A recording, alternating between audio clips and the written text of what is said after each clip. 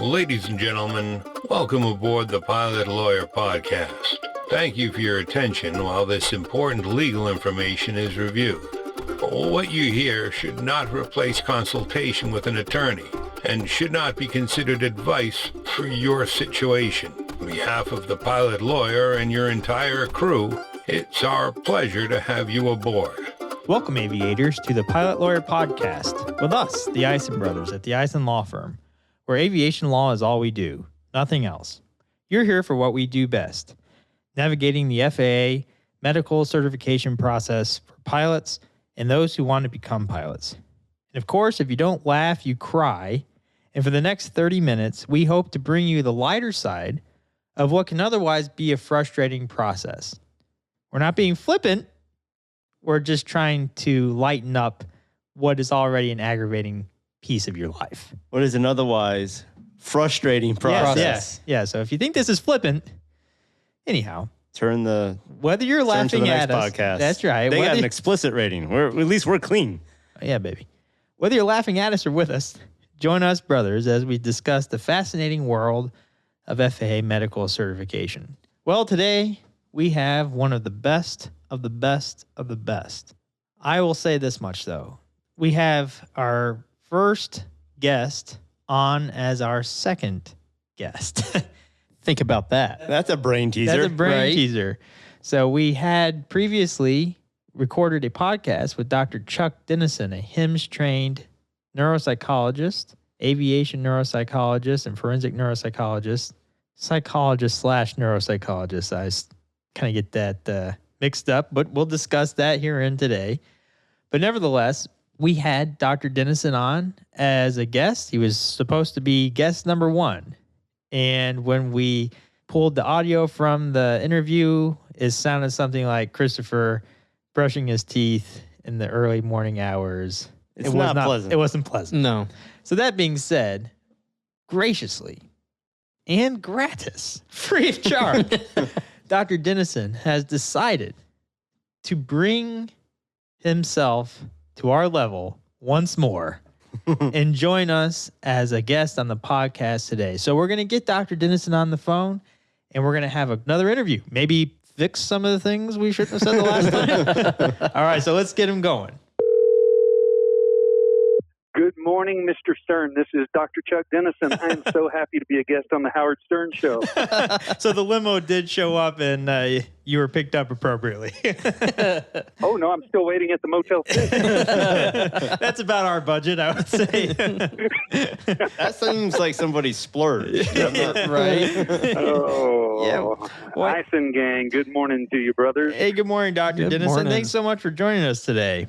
Happy to be here. This is actually your second go around, and no offense to Dr. Servin, who joined us last week, but you technically are our first guest because due to technical difficulties, we lost our first interview with you, which was I think it was the censorship police who Right. probably raised it. Sound effect Larry wasn't too good with the buttons, apparently. Yeah. And, Yeah, you really- it didn't sound good. you missed so that one for sorry. sure. Well, let's give her a run again. Yeah, we'll give it another shot here. But Dr. Denison, thank you so much again for continuing to want to be on the podcast. And but we thought we'd just start off with having you introduce yourself and walk us through what you do, what you don't do, where you do it, and that type of thing. Very good. Yeah. So, and you don't have to call me Dr. Denison. You can call me Chuck. If you call me Dr. Denison, I charge more for the podcast. So Dang. your choice. Twice of nothing is still nothing. There you go. There you go. So I have a little outfit here at Rocky Mountain Metro Airport on the west side of Denver called Aviation Psychology, where for about 11 or so years now, I've been working with pilots and air traffic controllers doing psychological and neuropsychological evaluations. So it's been a good run with it. Gotten to meet thousands of pilots and controllers over the years and love every minute of it. And I'm an active pilot myself on a Husky bush plane and love flying in the backcountry out here in the west in the Rocky Mountains. Very good. Then when people come through town, like aviation lawyers, they usually buy me a lunch, and so I'm fat and happy. Yeah, well, lunch is our specialty. So if you're around So us, is you're fat. Yeah, definitely fat. That's for sure. Well, we can attest that you have a beautiful office, and it's definitely the place where, if we were doing a neuropsych testing, which, who knows? Well, we definitely want to do it there because it's a beautiful setting. And as we said in our lead, you're one of the best out there for sure. We're always happy to work with. Well, Dr. Denison, or Chuck, sorry. Doc, the bill here. I can't afford this, okay? Call him Chuck. Chuck, last week we understand that you listen to our podcast. You're one of very few listeners who listen to the podcast. I wouldn't miss it. Every week I listen to your podcast and watch Sesame Street. Well, at least Sesame Street teaches you something. But with last week we had Dr. Joseph Servin on, who's an aviation neurologist. And when we were talking to him, we discussed the differences between a neurological evaluation and a neuropsychological evaluation. We thought we'd give you a shot at answering that same question. If you could kind of just walk us through the differences between a neurological evaluation and a neuropsychological evaluation, because we have clients out there that mix that up quite a bit and want to know the difference. Let's hear your perspective. Sounds good. Yeah, I'll give my rebuttal to Dr. Servin. No, seriously, I'm very familiar with his work, and that was a very nice podcast, very helpful, good content. So I appreciate the opportunity to kind of use that as a springboard and bring in the neuropsych side. So I'm glad to do that. I often tell pilots that when they see the neurologist, they are getting a really important focus on kind of the hardware side of things, where the structure of the brain, things that have gone wrong structurally or things that have insulted the structure of that brain can be seen in neurology by imaging and techniques that we don't have any access to as neuropsychologists. But on the other side of it, we look at more of the functional part. So you could say we test the software. I know that's dumbing it down a little bit, but I understand things better when I dumb them down for myself. So that's why I understood it perfectly. So thank you. Yeah, Christopher can get it. You explained it well. Well, so when an airman would need to be evaluated by you, then Chuck, what kind of conditions do you evaluate and assess? In other words, if the FAA were to require an airman to have a neuropsychological evaluation, what would be some of the reasons for that request? Yeah, really a good question. And there are a number of different reasons. Now, you've got to keep in mind, too, that neuropsychologists are psychologists as well. And so some of the work we do does not have so much to do with the brain function, but some of the other stuff that goes on. So a person has a depression or anxiety, or maybe they have a little something in their legal background that needs to be looked into. So in those, we're taking a little more of a straight psychological, that is kind of a behavioral science or behavioral health look at the person, just to make sure that things are going well and that the safety qualifications tend to be there. On the different kinds of evaluations, let's put it in the form of a little story, if I may. Please. Oh, boy. Let's say that once long ago, there were 3 little boys growing up in Florida. Let's say. Nothing little about the boys. Yeah, right. 3 little brothers with a nice mama and daddy. And these boys wanted to be able to drive their cars around town because they were becoming teenagers, and they wanted to have the privilege of driving around. So mama says, well, you make good grades, and if you can do everything well, then we'll give you that privilege. And we're giving all of you a nice, shiny new laptop. And if you can do what you need to do with that laptop, do your work, make good grades, operate that laptop, then you're going to be in good shape. Well, the first little boy, let's say his name was Christopher. Oh, boy. And Christopher puts his laptop on his backpack, and he jumps on a bicycle to go across town because he doesn't yet have his privileges to drive the car. But on the way, his laptop falls out on the gravel road, gets all dented up and busted up. Have you been so now you pick up his stalking me? How do you know about this? Yeah. I have cameras everywhere, guys. So what we have to do with little Christopher is first we take the laptop and get some of the dirt off of it, maybe we take it to the laptop hospital, and they get a look at it and maybe take some pictures of it, maybe even open it up and look inside, see if anything seems to be rattled or busted, or does everything look like it's going to be okay despite a few dents and scars? Well, that's one reason that laptop computer might need to be looked at, because it fell off the bicycle and it got busted up. There was another little boy, though. His name was Dr. Alexander. Already Some striking similarities here. He's already a doctor and a little boy. Hey, you know what, I'm Prodigy? just making this stuff up. These are not references to anyone living or dying. Purely fictional.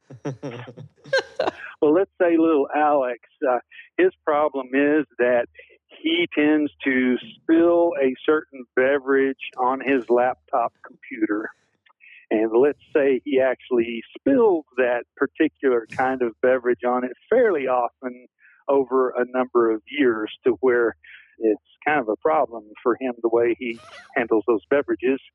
And so somebody might need to take a look at that laptop now and see if anything kind of got shorted out or if things aren't working as well.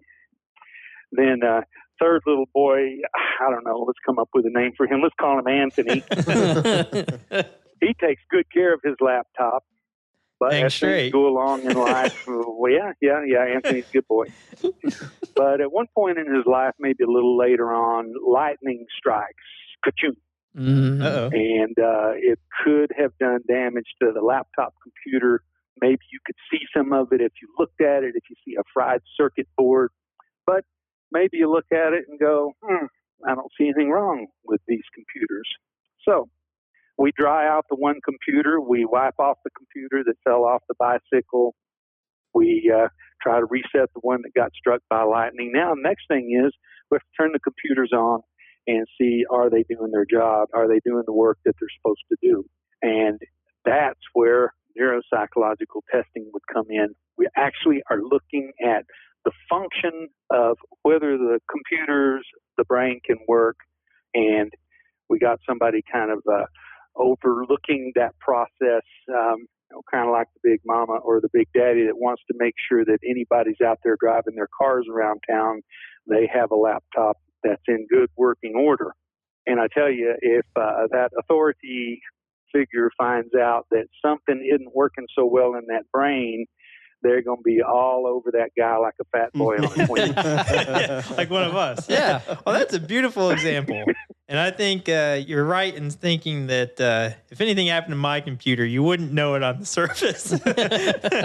Well, how would you, Chuck, go about examining that computer in your capacity? Are there any type of specific tests that you would apply, or any type of, I don't know, how would you come about generating that analysis? Yeah, so I don't know how much further I can push the analogy without it all just crumbling apart. That's kind of the end of, I want to see. My analysis. We're testing you. Yeah.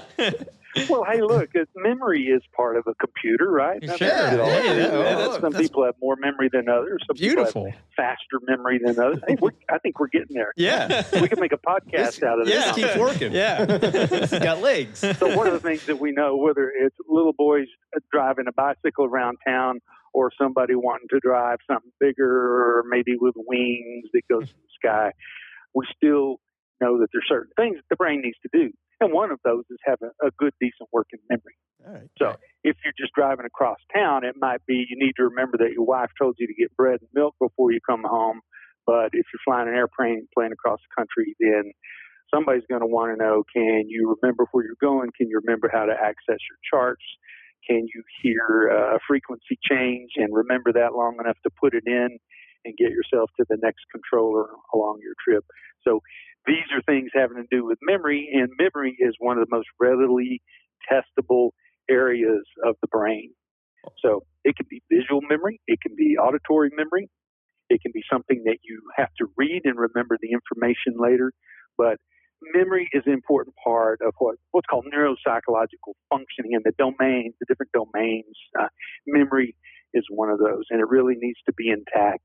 Also, memory is one of those areas of the brain that is pretty vulnerable to the different things that I was alluding to before, whether it might be that knock on the head, something goes wrong in the brain, like, say, a stroke, or, frankly, too much alcohol or substance over a long period of time will definitely affect one's memory. Now, the good news is on some of these things that can happen to the brain, there is a course of recovery that's more or less a natural course. So if you fall off that bicycle, or if you stumble down the staircase and hurt your head, even if you have a stroke, the likelihood is that with possibly some rehabilitation efforts or just the natural course of how the brain works, things start to come back. And so we can test that too. So we take any particular domain like memory and see if over time it's starting to come back. There are other things that the brain does, like language communication skills. And this is not so much even a matter of intelligence, but a matter of being able to use language that's already intact that can get lost, or it can suffer from different things that happen to the brain. Hear sometimes about people having speech therapy as part of their rehabilitation after something happens to the brain. So we want to be able to look at communication skills, language abilities, and if you're from North Florida, they still let you fly a plane as long as you can talk to the controller. Yeah, we're technically Central Florida, so no holds barred. We do whatever we want. Yeah. You're serious about it. Y'all are kind of in the gray area. Yeah. Well, so Chuck, that makes good sense, and I'll allow you to kind of veer away from the computer references and be so stringent on that, like Christopher here. But and that makes good sense as far as the functionality of the brain, if you will, and how it ties in somewhat with the neurological evaluation. I think you've kind of hit this idea. But then the next question is that we get a lot is, well, why do I need a psychiatric evaluation? Isn't that what the neuropsychologist is evaluating in addition to the cognitive assessments that are being performed? I mean, what is the benefit in some cases of having a psychiatrist evaluate an airman in addition to a neuropsychologist or a psychologist evaluation? Yeah, another great question. And I get asked this all the time.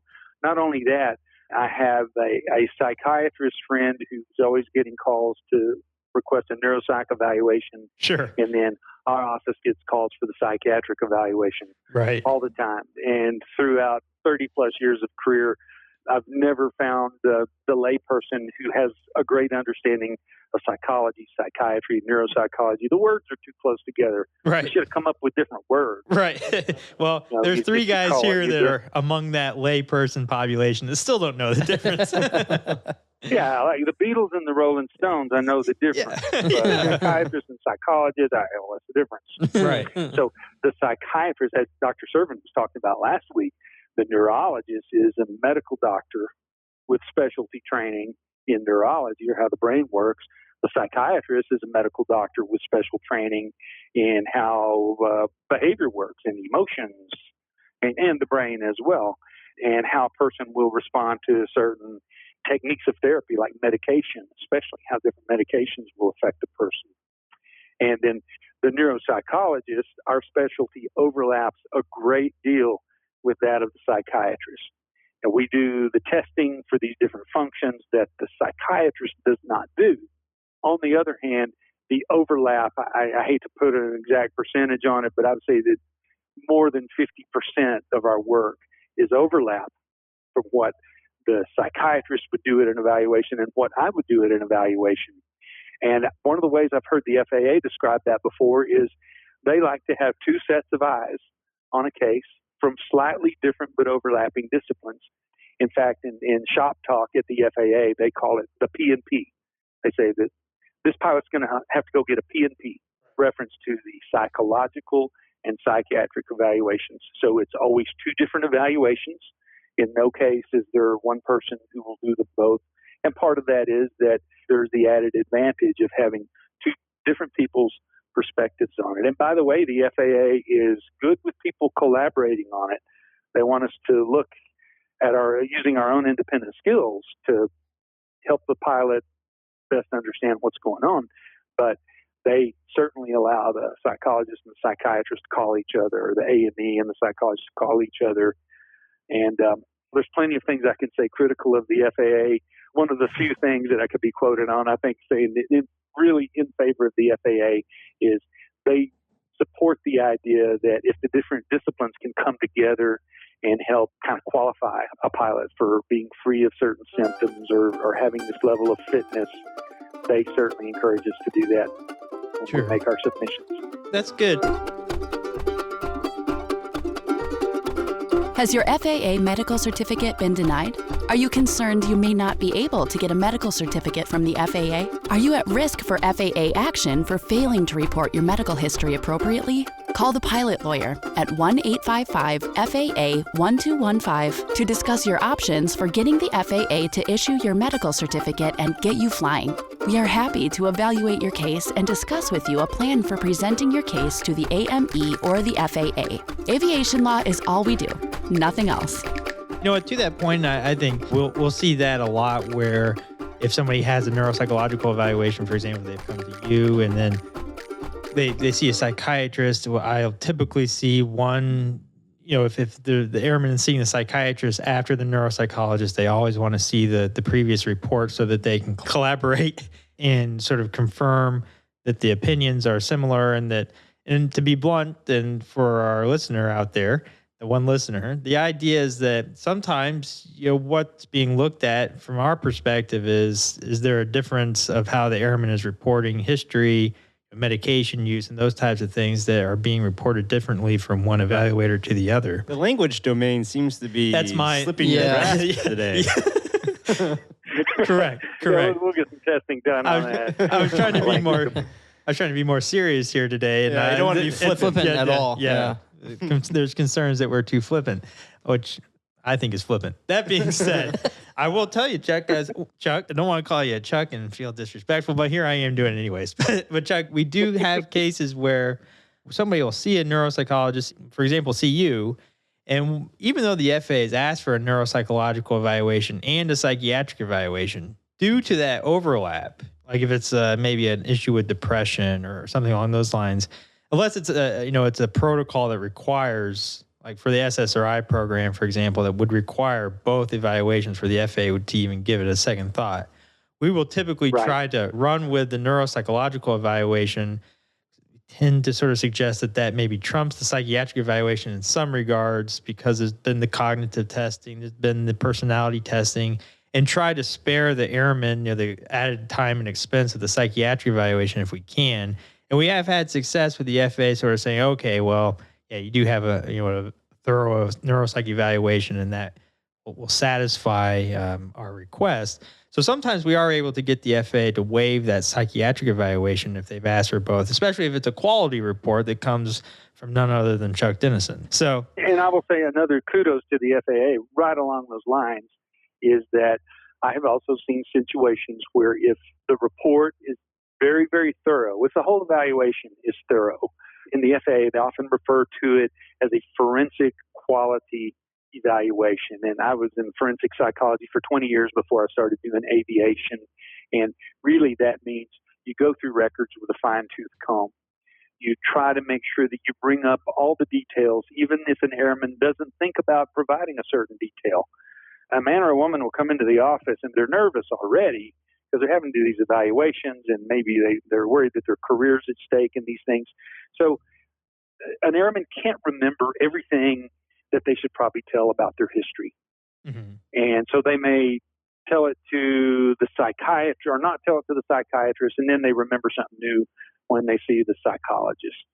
And that may be completely just something that happened. There was no intention of doing anything wrong or withholding anything. And so a good part, I think, of every evaluation is that the evaluator already knows the things that we're going to ask, so that it's not left in the hands of the airman to know everything that he or she is supposed to say when he comes into the office. Sure. We'll do the work of asking those questions, of helping to clarify things. Right. And if those things can be clarified the first time, then what we get is a good, solid evaluation where the FAA won't need to ask for more information. So efficiency is a big part of the key, too.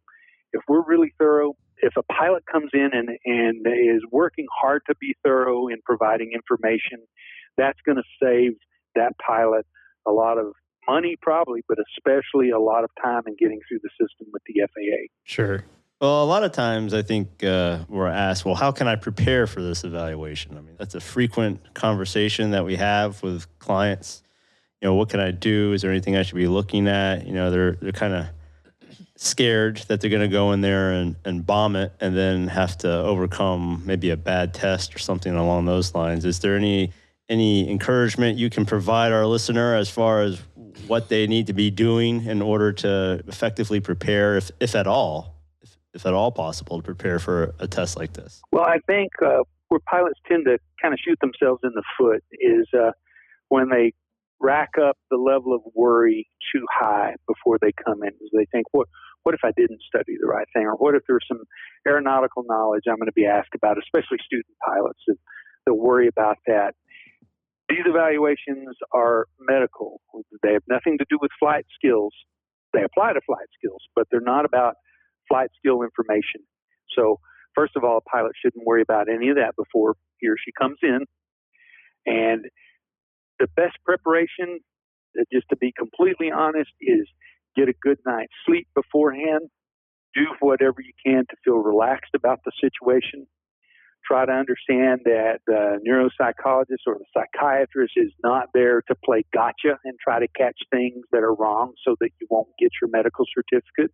The idea is that we just be able to, I would say, represent or introduce that airman to the FAA, along with how well his or her brain functions are working, how stable he or she is psychologically.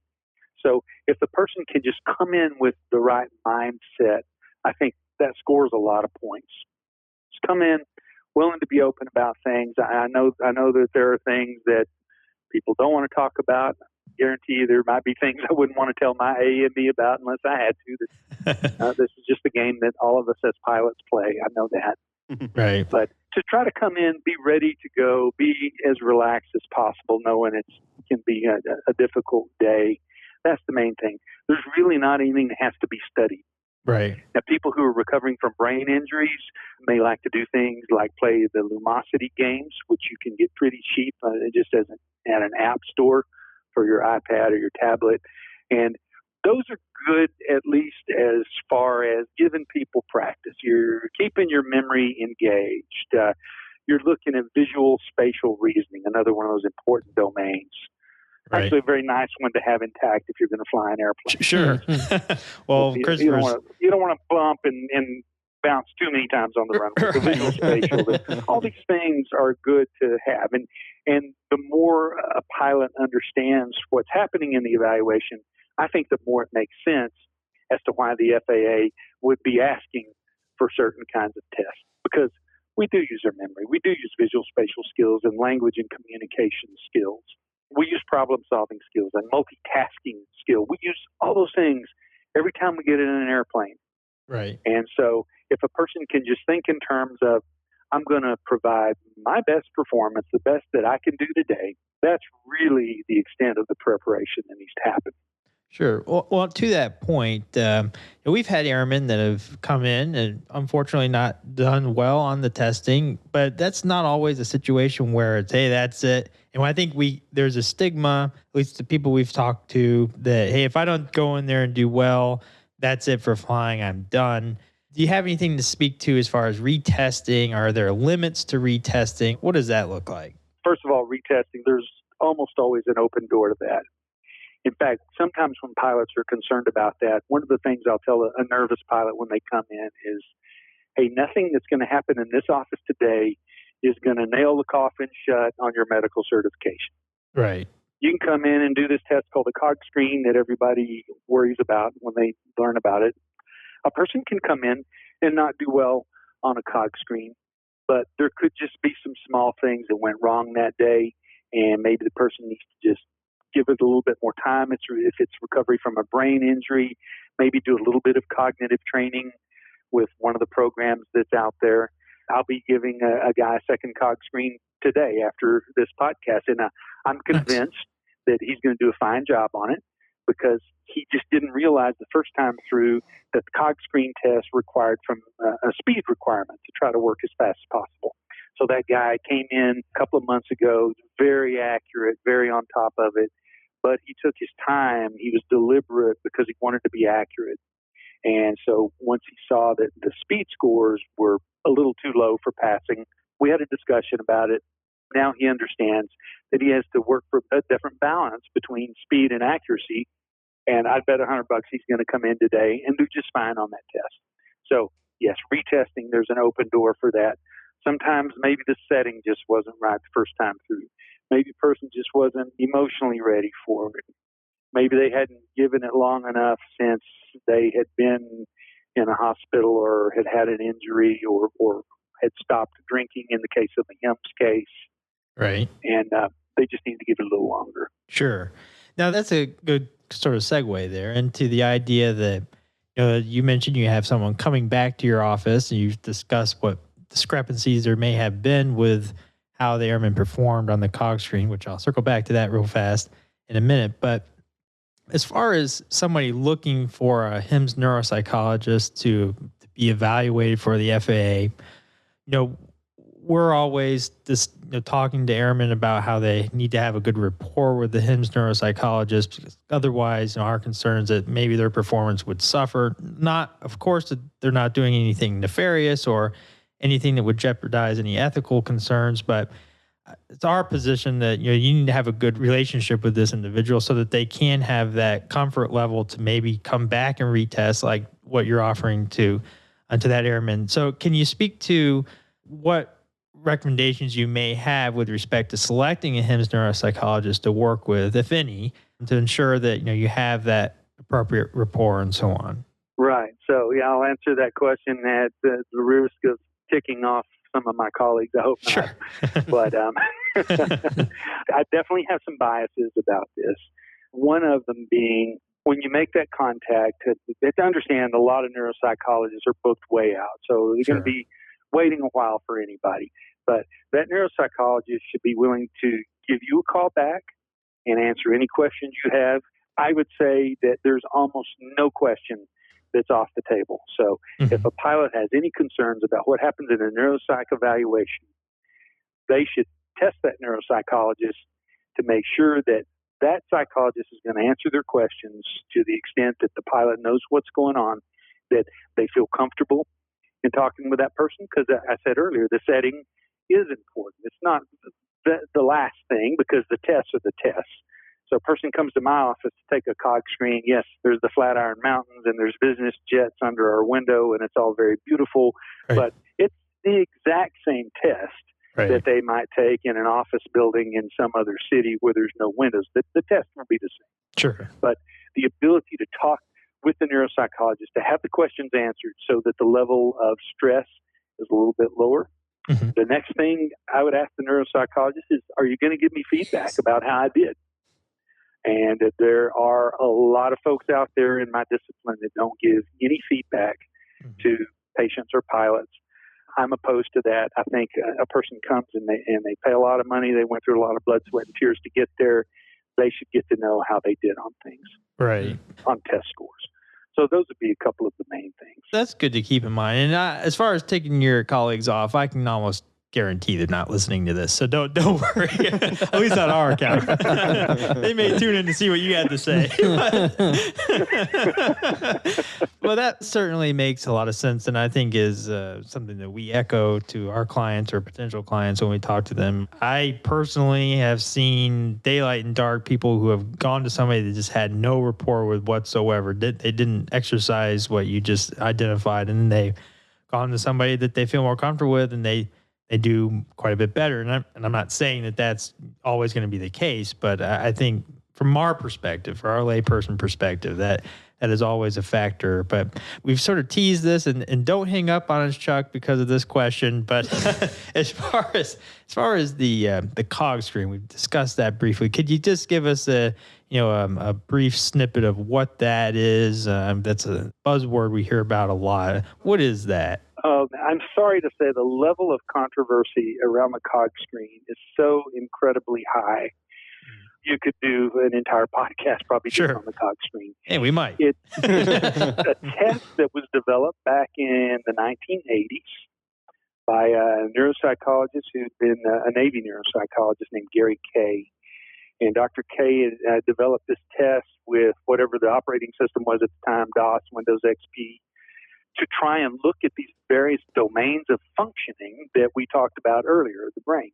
And I'm not really sure what made the cog screen so controversial, but it has become that. I think a lot of it has been that pilots are sometimes told, well, this has nothing to do with flying. You're being subjected to tests that has nothing to do with your flying skills, and that's absolutely correct. I think the makers of the test never said it was a test of aviation, but it's a test of the brain power that's applied to aviation. Certainly one of my close colleagues, we're on the AOP's Board of Aviation Medical Advisors together, Dr. Brent Blue, just wrote an article in AOPA that, as a colleague of his, I completely disagree with what he had to say about the cog screen. Interesting. I think it's a sound test. I think it's a useful test. I don't think it's a test that should be there to pass or fail a person's pilot medical certificate.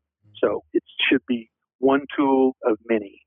Sure. And I think when it gets placed in the wrong position and people start to think of it, this is the thing I have to pass to get my medical certificate, now we're way off in the weeds with it. So controversial for that reason. The test has been updated. Sure. I am still a beta tester for it. And so I've watched the development of it over the past 4 years as it's been updated. I think it's a better, more sound test than it was when I first started giving it. We can give it on modern equipment now, and it's more understandable. Right. And frankly, I will tell you 75% of the people come into my office and they take the cog screen and don't have a lick of trouble with it. Sure. And after it's over, they'll say something along the lines of, man, that is just not what I thought it was going to be. That was not a hard deal at all. Right. And some will even say it was kind of fun. It's kind of like playing games, brain games. Right. We've heard that from clients before. And then to your point on, your disagreement with Dr. Blue, we've talked to neuropsychologists that have no understanding of aviation, if you will. We've actually had some testify at trials before the NTSB with us before who have spoken to this issue of the cog screen and it being sort of the end-all, be-all result of how someone is functioning from a cognitive standpoint. And typically the thought process there that they'll say to us is, well, the word screen is in the name. Cog screen is not really an end-all, be-all assessment of whether or not someone has cognitive deficiencies. It's the bigger picture of the neuropsychological battery that they would provide more reliance on. And unfortunately, we will tend to see internal notes from the FAA where from what they call applicant notes, where somebody will have submitted to a complete neuropsychological battery of tests and then submit that report to the FAA. And once we get the notes from the FAA, we'll see that all they really singled out was the cog screen result. And I will think, well, why did you make them do all this entire evaluation if you're going to hone in on the cog screen? But I think we're in agreement there for sure. But Dr. Denison, or Chuck, racking up a bill here. Chuck, I think your bill's going up. Yeah. Higher and higher. And this is the second time you're on here, so we're really two. really not too good. But nevertheless, Chuck, it's certainly been a pleasure having you on the podcast. And I think finally we've provided some content between you and Dr. Servin. We finally have something that somebody might want to listen to. So. Is there anything else that you feel is necessary that you think our listener might need to know about before you're able to hang up? Before you're released. Oh, I'm always happy to hang up on you, Anthony. No, I mean, I know it's been a long podcast. I appreciate the opportunity to share these ideas with y'all. Speaking for myself as an aviation psychologist and neuropsychologist, I am all in for doing everything possible for an airman to get a fair shake with the FAA, and that includes presenting their case in the most complete, objective way possible. I think a lot of my colleagues will also do that. Again, if you think they won't, don't use that particular person. Sure. Because if the FAA can get the information they need and it's objective, then I think there's always a pathway forward. Sure. And so if the pilot will always help the psychologist or the psychiatrist get that information, I think that's the best thing. When something gets left out, the FAA sees that, they're going to be all over that lack of information, just like a hippie on a bag of granola. They're going to want to know, why did that not get brought up? Yeah. And that's something that we don't want to let happen. Don't let something in your history go unnoticed at first and then have the FAA find out about it later.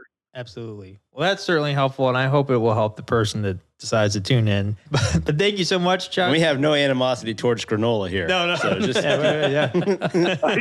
Good.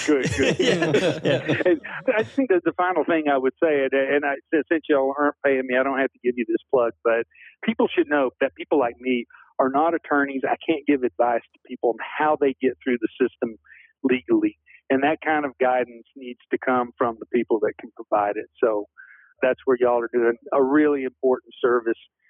Frankly, when I get a referral from your agency, everything's always in better condition. The paperwork's there, the medical records are there. All the things that the FAA requires are in place. And I think that's a big part of what makes it a more efficient process. So while I'm glad to answer anybody's questions as well as I can, I'll never get into the legal issues with them because that's just not my area. So there we go, the pilot lawyer. Yeah, well, hey, we really appreciate that, Chuck. this bill is really racking up Right? now. Yeah. Jeez. 3 times now. Well, that was actually a nice plug for Alex because he's the one that handles the medical records and gathering of the records and so on and so forth. So we'll give Alex some credit. Hey, I'll thank give you. him I a golf appreciate it. clap. Yeah. A golf Thank you. clap. Thank Yeah. you. And don't spill any of those particular beverages. You on know your what? That has laptop, happened once. Alex. No, I'm kidding. It's funny. He's sitting here drinking coffee as you say that, and we're eyeballing him like you might actually drop Yeah. it. Spill it on the soundboard here, and we'll have to have you back a third time. That's coming out of my pocket, huh? Well, thanks so much, Chuck, and maybe we'll have you on again to talk again. to follow up. Yeah. Anytime. Happy to talk with you and all the pilots out there. Y'all have a good one. Blue skies. Thanks so much, Thank Chuck. you. Bye-bye. Bye. Bye-bye. Well, it looks like we're coming in for our final approach to what shouldn't be a crash landing this time. I think we had some of the best content ever presented in the history of podcasts. That's 2 weeks in a row. That's Maybe just next time wild. you'll write some questions for us to ask instead of hogging the whole show. Hey, Yeah. well, if you guys were ever involved in the output of our business, you might have the questions to ask rolling off I your put own business tongue. out. Let's not get too flippant. Hey, well, let me tell you something. We've had 2 guests in a row. I've even arranged for a 3rd guest next week. Whoa. I'll let you ask the questions. Yeah, next week we're going to have a HIMSS psychiatrist. Oh, it seems like there's a lot of brain issues going on. Right. lately. Well, when you're around you, it's the only thing that comes to mind. That being said, we've enjoyed another flippant episode here where we've not given any serious consideration to anything that should be serious. It's really unfortunate. Nevertheless, you've logged another eventful half hour plus. This is probably our longest podcast ever. Yeah. Listening to the Pilot Lawyer podcast, even though Dr. Denison, And Dr. Servin. Dr. Servin, and next week's guest, who we believe to be Dr. Baskin Bradshaw, when they see us in public, they turn the other way. And run. And they tell They go join our wives. yeah, Yep. who are already shunning us. We are the Eisen brothers of the Eisen Law Firm, and we will see you next time. And I expect you to tune in next time, all right? Come on now.